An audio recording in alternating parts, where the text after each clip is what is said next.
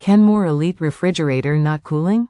Fix it fast. If your Kenmore Elite isn't cooling, start with simple fixes like cleaning condenser coils, checking door seals, and ensuring vents aren't blocked. If it still fails, the issue is likely a faulty evaporator fan, compressor, common on 795 models, or a defrost system failure, heater, thermostat, timer, causing ice buildup, which needs professional diagnosis for parts like start relays or control boards. Simple checks, DIY, check door seals and vents. Inspect door gaskets for damage and ensure nothing blocks air vents inside for proper circulation.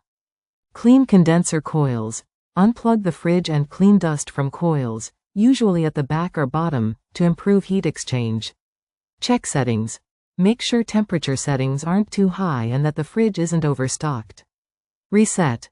Unplug the unit for 5 minutes to reset the control board. Common issues. Evaporator fan.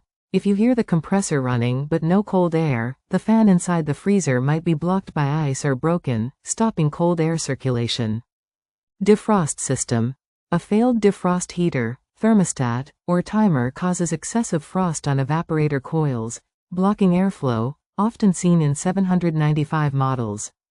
Compressor, start relay. If the compressor isn't running at all, no vibration, hum, the start relay or the compressor itself might be faulty, common in some models.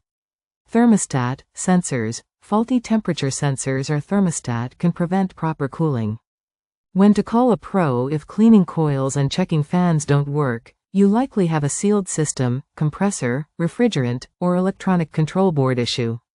If you suspect the compressor or have issues with error codes, it's best to consult a technician, especially for complex parts like the linear compressor in many Kenmore Elites.